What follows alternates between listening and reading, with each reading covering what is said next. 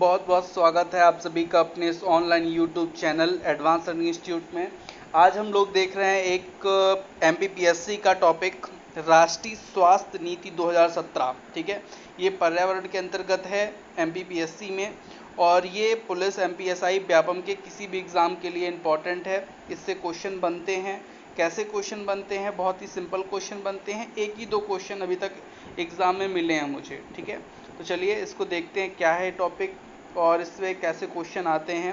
फिलहाल ये एमपीपीएससी 2020 के सिलेबस में भी है। ठीक है, इस चीज़ को ध्यान में रखते हुए मैं ये वीडियो को बना रहा हूँ। ठीक है, चलिए तो सबसे पहले बात करेंगे अपन लोग। राष्ट्रीय स्वास्थ्य नीति जो है ये 2017 में बनी थी। ठीक है, राष्ट्रीय स्वास्थ्य नीति जो थी नई फिलहाल वो कब बनी थी? 2017 में। तो एक क्वेश्चन तो यही हो गया कि राष्ट्रीय स्वास्थ्य नीति कब हुई थी? 2017 में। इसके पहले की जो पुरानी राष्ट्रीय स्वास्थ्य नीति थी, पिछली राष्ट्रीय स्वास्थ्य नीति 2002 में आई थी।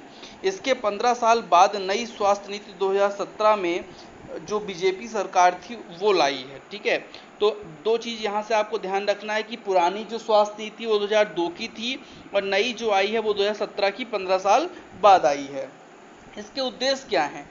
तो स्वास्थ्य के क्षेत्र में निवेश, स्वास्थ्य सेवकों का प्रबंधन तथा वित्त पोषण, रोगों की रोकथाम, प्रौद्योगिकी को बढ़ावा, स्वास्थ्य संबंधी ज्ञान को बढ़ाने आदि सभी प्राथमिकताओं की जानकारी इस नीति में दी गई है। मतलब कुल मिला के आप ये समझ लीजिए स्वास्थ्य को और अच्छा उत्तम बनाने की तैयारी जो है कोशिश की गई है, ये जो राष्ट्रीय नीति है 2017 में। ठीक है, नीति का उद्देश्य सभी लोगों, विशेषकर अल्प सेवित तथा उपेक्षित लोगों को सुनिश्चित देखभाल उपलब्ध कराना है कि जैसे मान लीजिए सरकारी हॉस्पिटलों में सही तरीके से क्या है गरीब लोगों का क्या हो सके, इलाज हो सके। ठीक है, नीति में स्वास्थ्य संवर्धन तथा रोकथाम को बढ़ावा देते हुए रुग्णता देखभाल की बजाय अरोग्यता पर ध्यान देने की कोशिश की जाए। मतलब लोगों की जो देखभाल जो है वो रोग की देखभाल होने से पहले मतलब लोगों में रोग हो ही ना पाए, ऐसी ऐसी मतलब व्यवस्था बनानी चाहिए हम लोगों की, ये रोग ही ना हो पाए, है ना।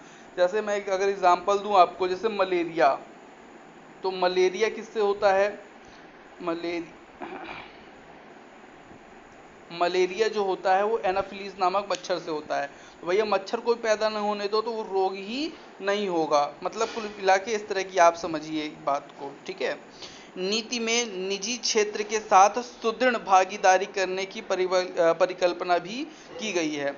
मतलब निजी क्षेत्र के साथ मतलब प्राइवेट हॉस्पिटल्स वगैरह हैं उनका भी क्या है अच्छी भागीदारी। जैसे कोरोना में आप लोग देखेंगे दिल्ली में हॉस्पिटल जो हैं कोरोना के लिए जो है जो कहते हैं प्राइवेट हॉस्पिटल भी हैं उनको भी उपयोग में लिया जा रहा है ना, उनसे भी मतलब इलाज कराया जा रहा है। तो इस तरह से मतलब आप लोग का स्वास्थ्य नीति बनाई गई है जिससे मतलब सभी लोग अच्छे से स्वास्थ्य सुविधाएं पा सकें।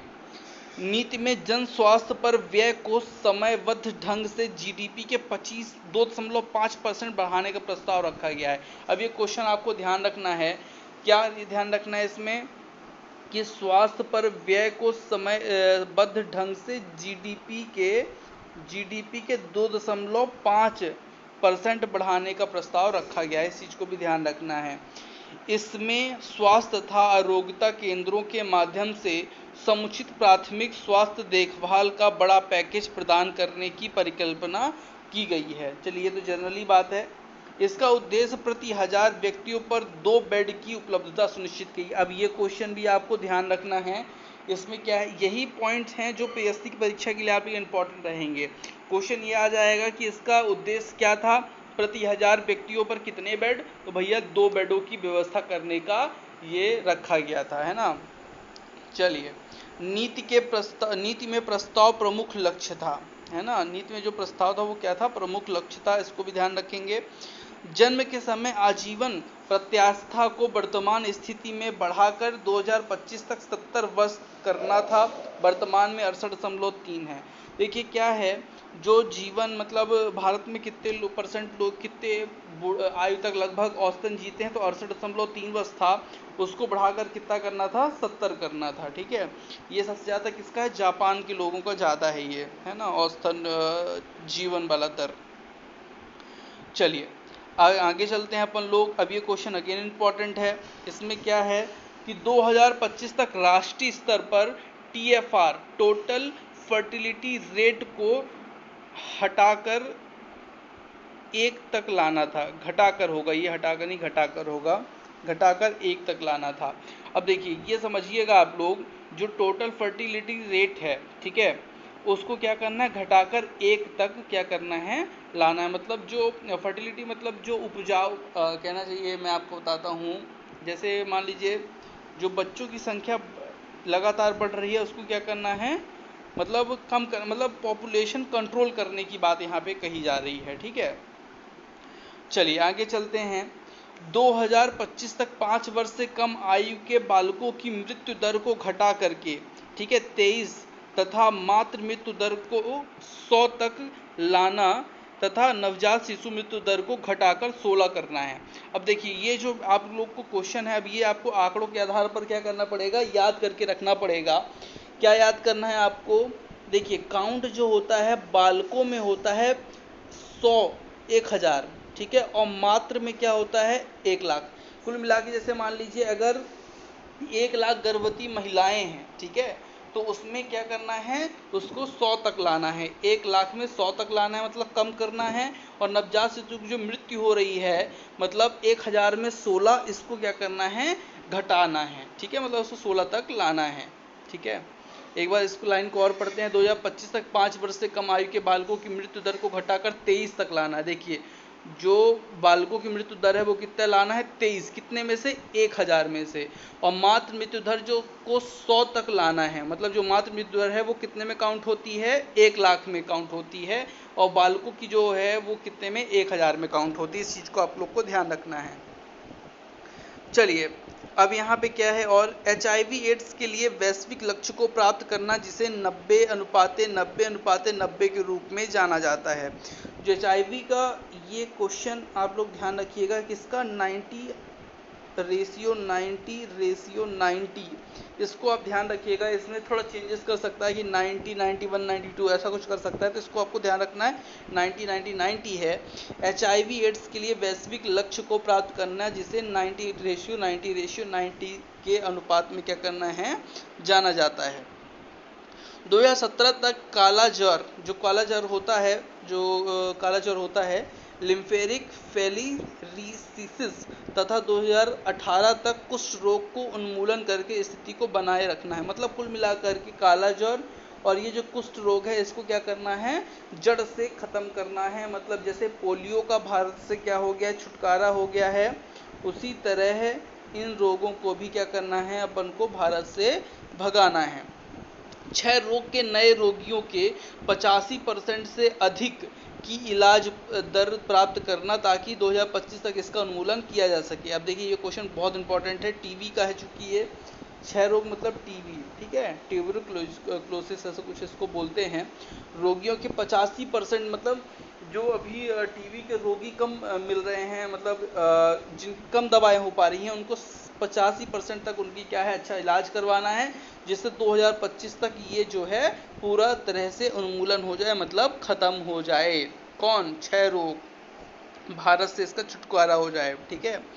और नेक्स्ट क्वेश्चन है आपका, हृदय रोग, कैंसर, मधुमेह तथा श्वास रोग, जो बड़े बड़े रोग हैं, रोग से होने वाली मृत्यु को 2025 तक घटाकर 25% करना है। देखिए जो इससे मृत्यु है ये 25% निश्चित तौर पे अधिक हो रही होगी, तो उसको क्या करना है, घटा के 25% तक करना है। 6 हृदय रोग, कैंसर, मधुमेह और श्वास रोग को, ठीक है। नेक्स्ट, नीति में आयुष प्रणाली के त्रिआयामी एकीकरण की परिकल्पना की गई है, जिसमें क्रॉस रेफरल, सह स्थल तथा औषधियों की एकीकृत पद्धतियां शामिल हैं। नीति में आयुष प्रणाली के त्रिआयामी एकीकरण की परिकल्पना की गई, जिसमें क्रॉस रेफरल, सह स्थल, औषधि की एकीकृत पद्धतियों शामिल की है। त्रिआयामी मतलब 3 स्तर की, 3 आयाम की। तो एक स्तर कौन हो गया, क्रॉस रेफरल, दूसरा हो गया सह स्थल, और औषधियों की क्या करना है, एकीकृत पद्धतियां का शामिल हैं। नीति में औषधियों तथा उपकरणों के लिए मेक इन इंडिया लागू करने की परिकल्पना, मतलब कुल मिला के क्या है, मेक इन इंडिया के जो थ्रू है भारत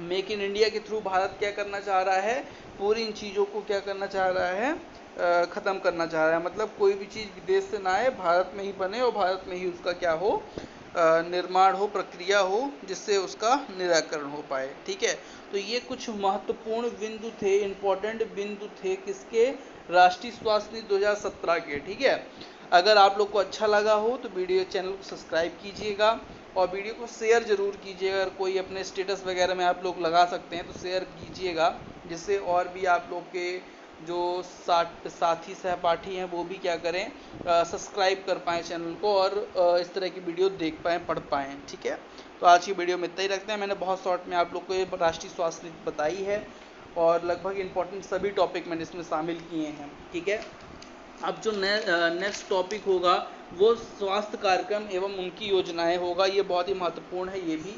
तो मिलते हैं अपन लोग नेक्स्ट वीडियो में, तब तक के लिए धन्यवाद आप सभी को, बेस्ट ऑफ लक।